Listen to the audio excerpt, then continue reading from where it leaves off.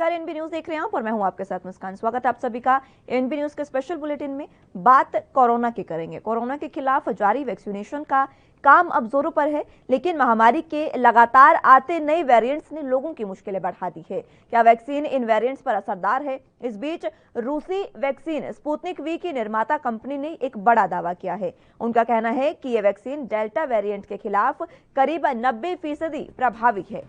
Company के निर्माताओं की ओर से मंगलवार को कहा गया कि कोरोना का खतरनाक डेल्टा वेरिएंट पर यह वैक्सीन करीब 90% प्रभावी है। शॉट जिसे रूस ने विदेश में सक्रिय रूप से बिक्री की है। पहले शोधकर्ताओं ने कोरोना वायरस के ओरिजिनल स्ट्रेन के खिलाफ करीब 92 असरदार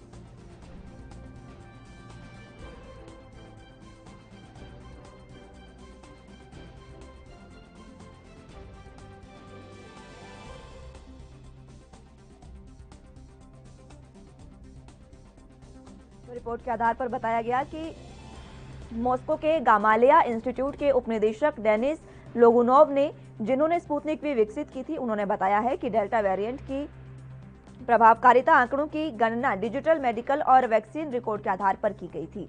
बता दें कि रूसी अधिकारियों ने हाल ही के दिनों में कोरोना वायरस के मामलों में उछाल के लिए संक्रामक डेल्टा वेरिएंट को जिम्मेदार ठहराया था, जिनका कहना था कि सभी मामलों में ये करीब 90% हिस्सा इसका रहता है और रूस के कई लोगों की अनिच्छा के बावजूद वैक्सीनेशन उनका किया गया था।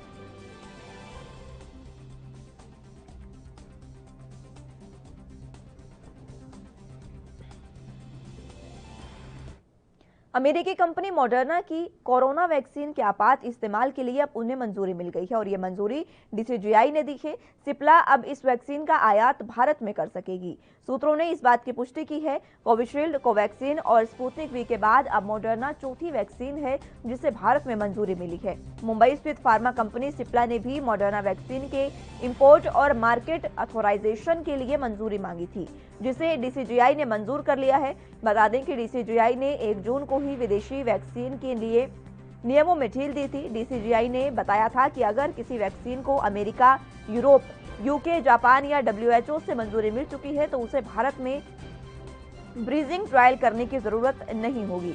विश्व स्वास्थ्य संगठन से मॉडर्ना को पहले ही मंजूरी मिली हुई है। डब्ल्यूएचओ के मुताबिक मॉडर्ना को वैक्सीन कोरोना के खिलाफ 94.1% तक असरदार है। डब्ल्यूएचओ का कहना है कि मॉडर्ना वैक्सीन की पहली डोज लगने के 14 दिन बाद कोरोना होने का खतरा 94.1% तक कम हो जाता है। गौरतलब हो कि मॉडर्ना के अलावा फाइजर की वैक्सीन को भी जल्द ही मंजूरी मिल सकती है। पिछले दिनों फाइजर के सीईओ अल्बर्ट बोर्ला ने एक कार्यक्रम में बताया था कि भारत में फाइजर की वैक्सीन की प्रक्रिया को मंजूरी की जो स्टेज है वह फाइनल में आ गई है और जल्द ही कंपनी भारत सरकार के साथ समझौते को एक नया मोड़ देगी।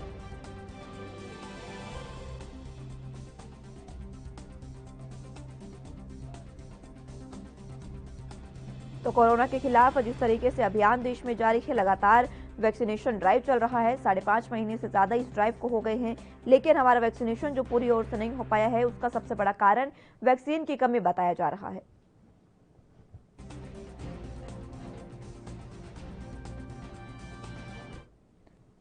चलिए तो अब बात मुद्दे की कर लेते हैं और इसी पर चर्चा के साथ हमारे साथ तमाम पैनल मौजूद हैं। उनसे आपका तारुफ करवा देते हैं। नरेश चावला जी हमारे साथ नेशनल जॉइंट सेक्रेटरी आईएमए से मौजूद हैं। बहुत स्वागत है सर आपका एनबी न्यूज पर।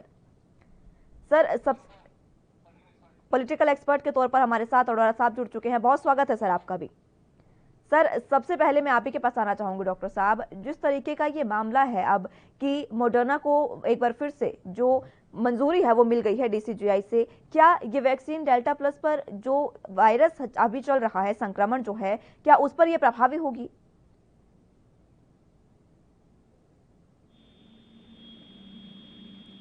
डॉक्टर साहब, आवाज मिल पा रही है आपको?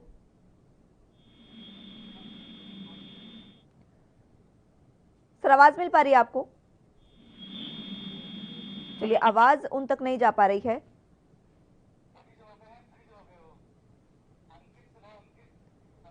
चलिए तो अंकित जी, आप ही के पास मैं आना चाहूंगी। देखिए, डॉक्टर साहब के पास आवाज नहीं जा रही है। आपसे मैं जानना चाहूंगी, जो सबसे बड़ा सवाल फिलहाल यही है सर, क्योंकि अभी फिलहाल देश में जो वैक्सीन है उसी की किल्लत चल रही है, लगातार लंबे समय से चल रही है, और इस बीच अब मॉडर्ना को जो मंजूरी मिली है उसे आप किस तरीके से देखते हैं?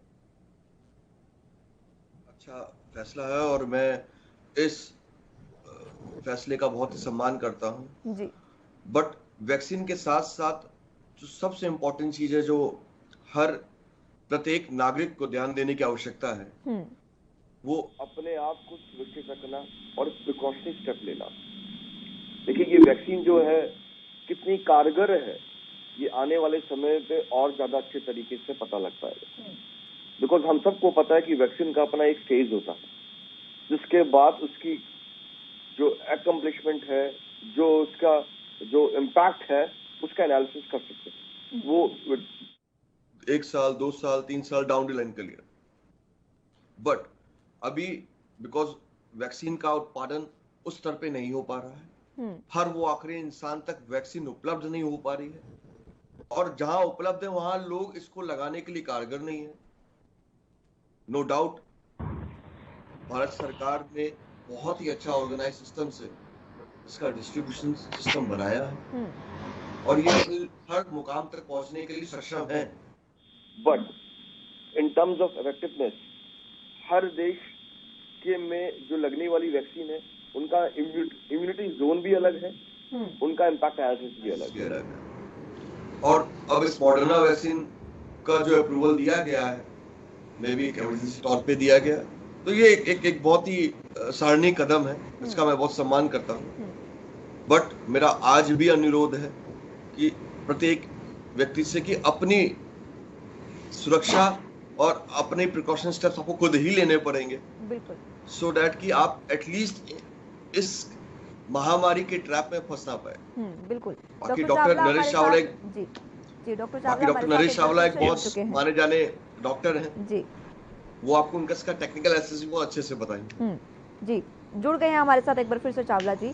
सर, यही जानने की कोशिश मैं आपसे कर रही थी कि मॉडर्ना की जो वैक्सीन को अब मंजूरी मिली है, ये किस तरीके से प्रभावित है, क्योंकि तीसरी लहर में जो हमने देखा है, अब संक्रमण जो है वो डेल्टा प्लस वेरिएंट है और लगातार कोरोना का जो ये संक्रमण है, वायरस है, वो म्यूटेट करता जा रहा है। तो अब जो म्यूटेट आया है, जो कोरोना का डेल्टा प्लस वेरिएंट है, क्या इस पर प्रभावी होगी मॉडर्ना? देखिए, फ्रैंकली स्पीकिंग 3 वैक्सीन पहले से इंडिया में हैं, कोवैक्सीन, कोविशील्ड और स्पुतनिक।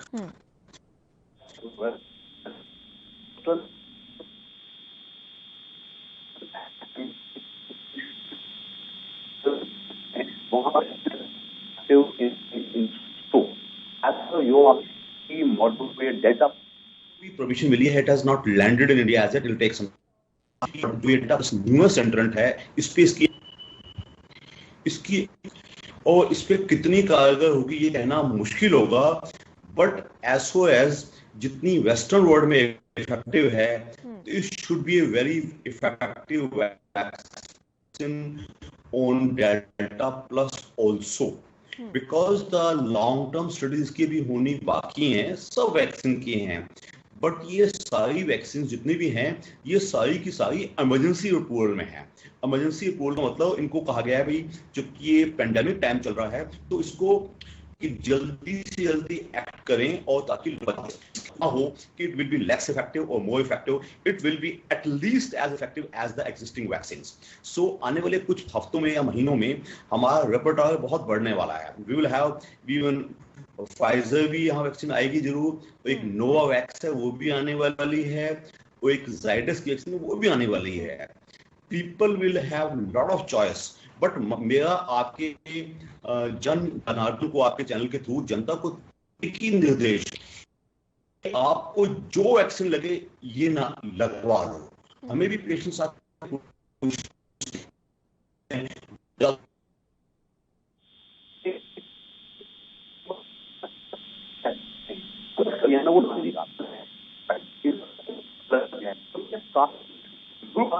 उनको एक ही बात कहते, तो हिंदुस्तान जो ड्राइव करेगा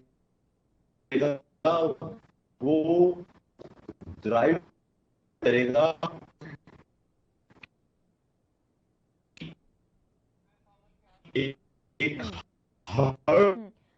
चावला साहब, मैं रोकना चाहूंगी आपको, आपकी आवाज में थोड़ी सी दिक्कत आ रही है सर, मैं उसको सही करवाने की कोशिश हम कर रहे हैं। मैं एक बार अंकित जी आपके पास आना चाहूंगी। जिस तरीके से सर ने बताया कि किस तरीके से फिलहाल ये कहा नहीं जा सकता कि पूरी तरीके से ये प्रभावी होगी, लेकिन आनी जरूर चाहिए। और अब देखिए जिस तरीके के नाम भी हैं अलग अलग वैक्सीन के, करीबन 7 वैक्सीन हमारे पास हो जाती है, लेकिन ये 7 वैक्सीन आने में आपको नहीं लगता सर कहीं ना कहीं कुछ देरी हो रही है? इसमें तो मैं कह रहा हूँ ना कि ये उत्पादन का जो पैरामीटर है और जो डिमांड सप्लाई है, वो भारत जैसे 130 करोड़ देश में पूरी तरह कारगर होना बहुत इंपॉर्टेंट है। इस बात को समझने की जरूरत है हमें। और देखिए क्या है कि हमारे पास आज की डेट में जो भी डेटा मेरे सामने है, उसमें कोविशील्ड वैक्सीन का उत्पादन और उसकी अवेलेबिलिटी बहुत ज्यादा है कंपैरेटिवली टू अदर वैक्सीन, चाहे स्पुतनिक वी की बात करें, चाहे आप कोवैक्सीन की बात करें, राइट। और ये डिपेंड करता है कि सरकार ने कंपनी के साथ किस प्रकार का करारनामा किया हुआ, क्या डिमांड एंड सप्लाई रखी हुई है।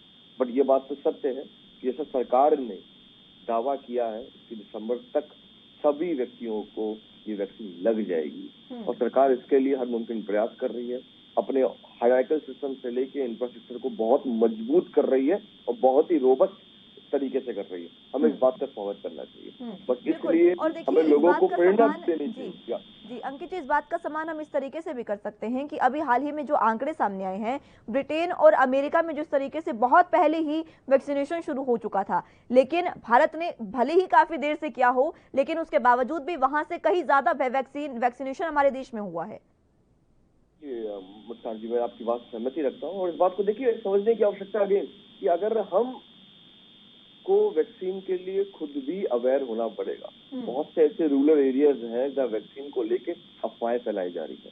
बहुत तरह के गलत रूमर्स जो है उन रूरल एरियाज में, उन छोटे तब्बों में पहुंच चुके हैं, लोग लगवा नहीं रहे हैं। अब देखिए सरकार वैक्सीन निकाल सकती है, जागरूकता अभियान कर सकती है ना। You can take horse to the pond but you can not force him to drink water, कहते हैं ना इंग्लिश में कहावत है।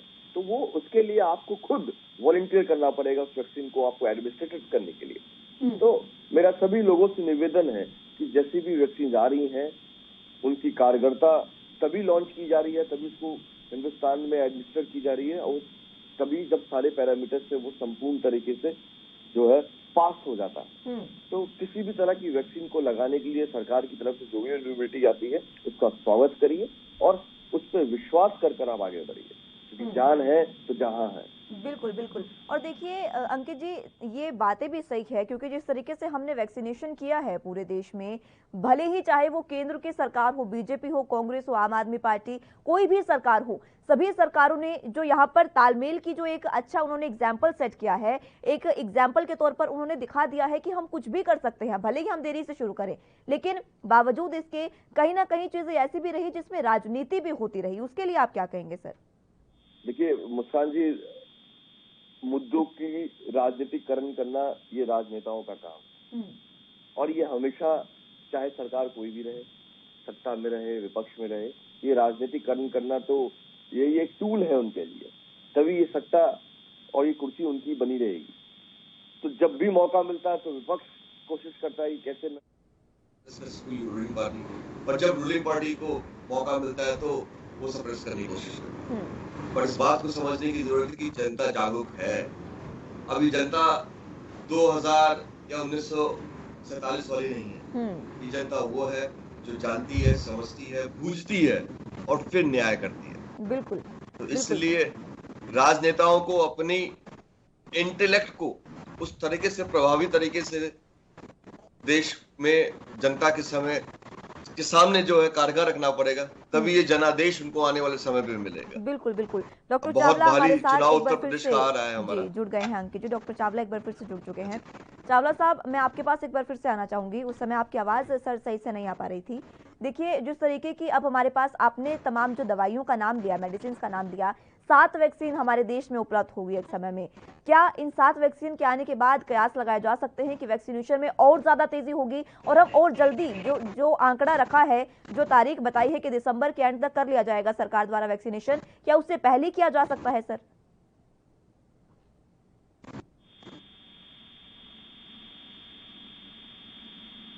डॉक्टर चावला, आवाज मिल पा रही है आपको?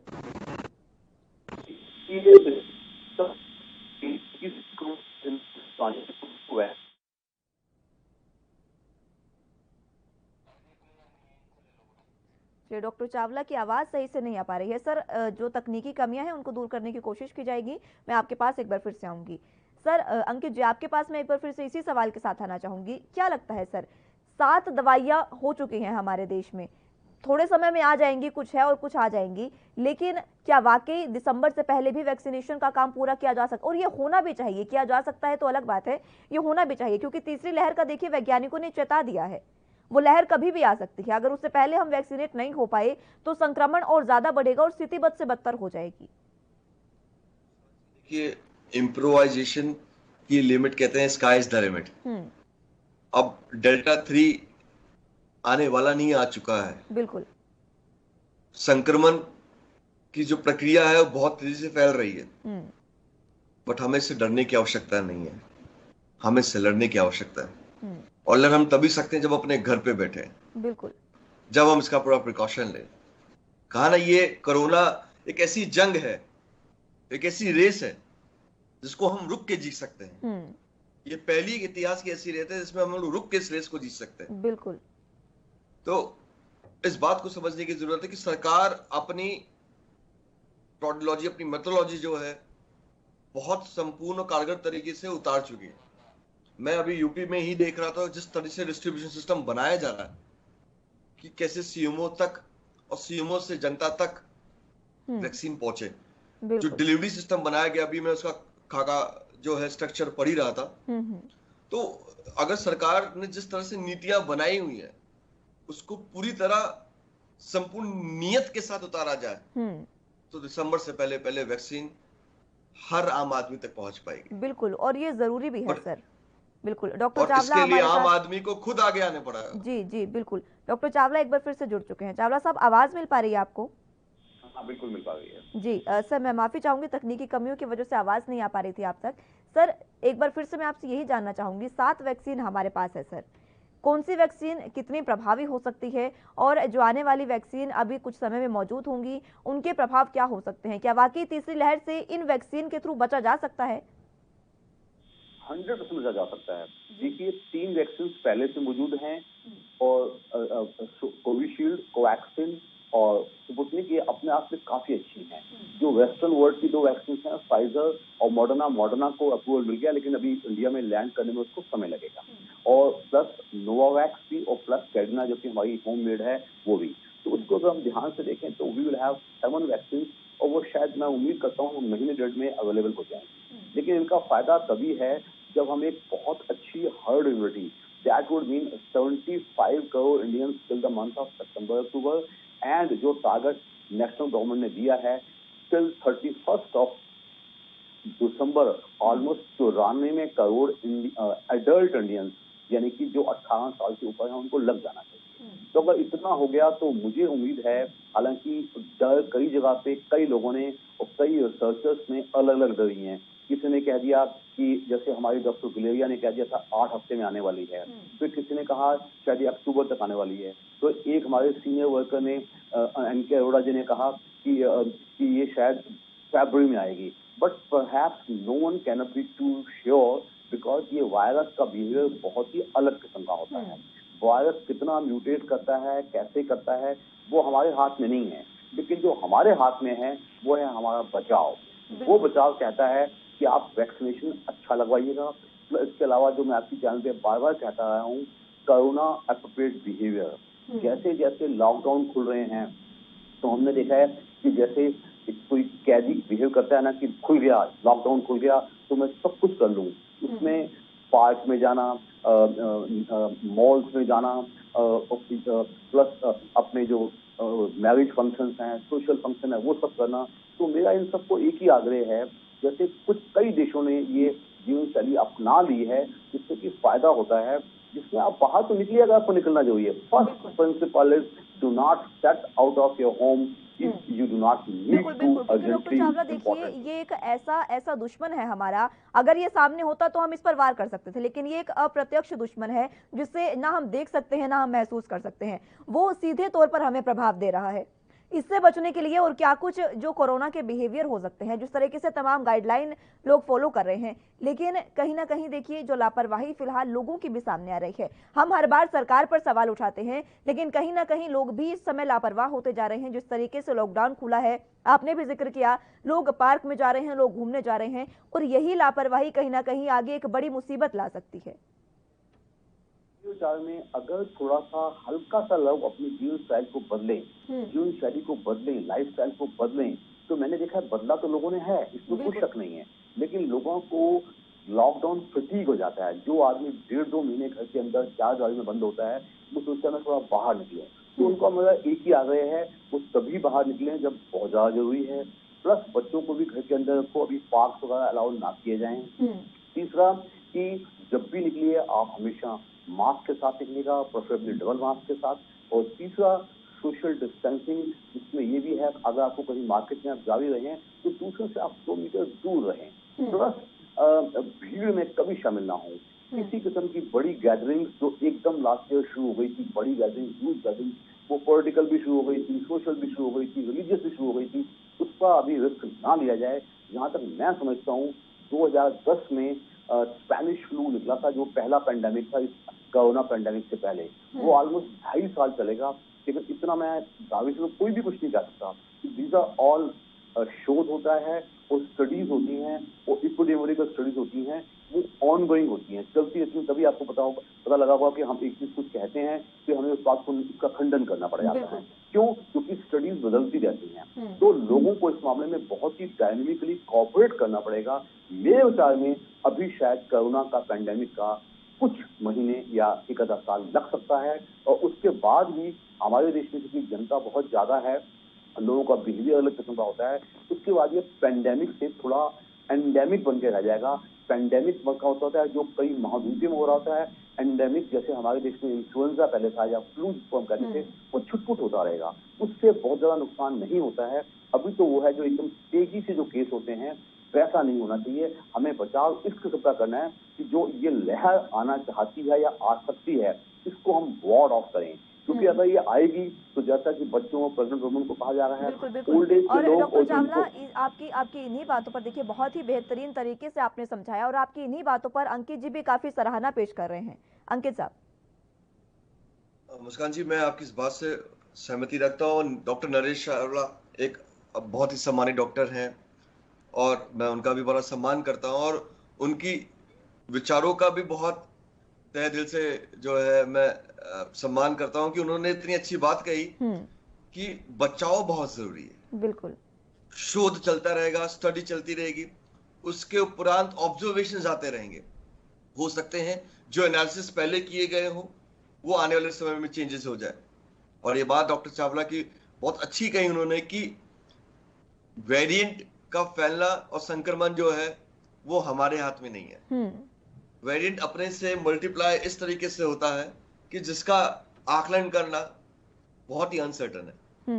तो इस अनसर्टनिटी को सर्टनिटी की तरफ ले जाते हुए हमें इस बात को समझने की आवश्यकता है कि हमें बचाव बहुत पहले करना है। बिल्कुल। हमें किसी की भावनाओं के साथ खेलना जो है बिल्कुल भी एक्सेप्टेबल नहीं होगा। इस कोरोना काल में बहुत सी होर्डिंग्स हुई, बहुत सी ब्लैक मार्केटिंग हुई। बिल्कुल। एक आम आदमी के सेंटिमेंट्स के साथ, भावनाओं के साथ खेला गया, जो बिल्कुल भी इंसानियत के नियत और नियम को जो और ये वाकई बहुत बहुत दुर्भाग्यपूर्ण भी है अंकित जी कि इस तरीके की जो चीजें हमने देखी हैं, चाहे वैक्सीन को लेकर देखें, चाहे ऑक्सीजन को लेकर देखें, कालाबाजारी थी, तमाम चीजें हमने देखी हैं, और ये बेहद दुर्भाग्यपूर्ण देश के लिए है। बहरहाल बहुत शुक्रिया अंकित जी आपका, आपने बहुत ही बेहतरीन तरीके से तमाम चीजें बताई। डॉक्टर चावला आपका भी इतनी बेहतरीनी से आपने तमाम चीजें बताई है, उसके लिए बहुत शुक्रिया आप दोनों का। बहरहाल इस बुलेटिन में मेरे साथ बस इतना ही। आप जुड़े रहिए एनबी न्यूज के साथ। नमस्कार।